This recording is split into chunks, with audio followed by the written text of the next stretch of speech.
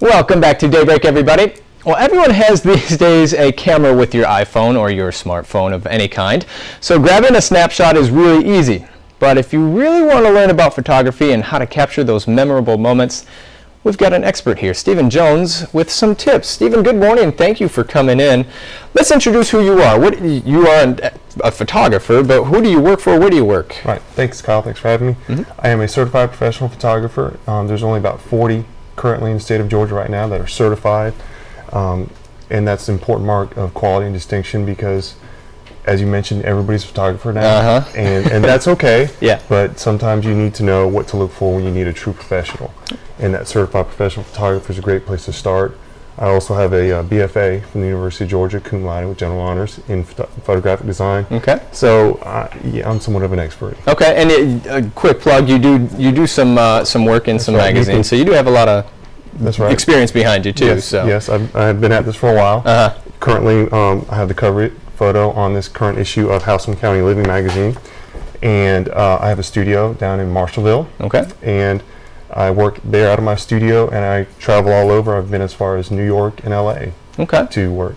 Cool, and we say all that just to plug who you are, to I guess set up that you really are an expert. So let's look at some pictures. Let's give some people at home some tips on things to look for while taking pictures. So I'm going to kind of let you take over here and talk about these pictures. What do we have first? Thanks, Kyle. First of all, let me say this is not the quality of work you would get from me when you come to me as a client. These are teaching pictures, exclusive or only. Exactly. These were taken for the purpose of showing what not to do. Okay.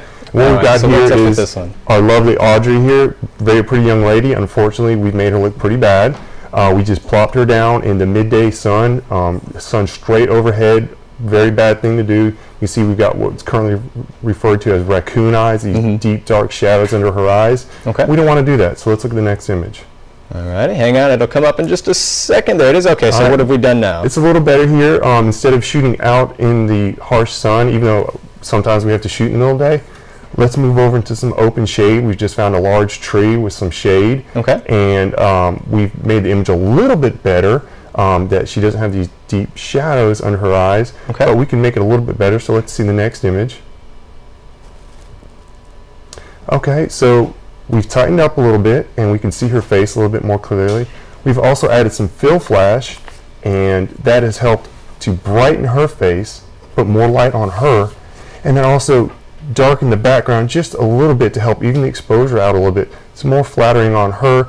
Most cameras today allow you to turn your flash on automatically or override the automatic and force it to come on, even though in bright daylight it may not want to. Okay, so one more problem. Let's fix this, make it even better. Okay. Okay. Hey, look, there's no longer a pickup going out of her head. It's not.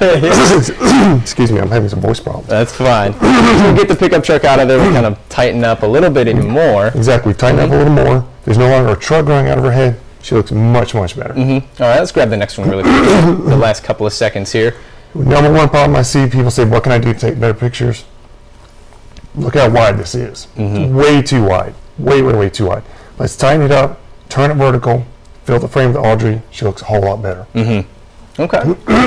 All right, Stephen, we've got a lot of pictures to go through, a lot of tips, but where can people go to kind of maybe get some more information about you? Unfortunately, we only have about 3 minutes of time here. So you've got a website. People can go get a lot of information about better pictures, tips to look for a better photographer or a good photographer. What is your website when people get a little bit more information? My studio is Studio 331. That's excuse me, 331photo.com. Okay. Number 3, photo.com.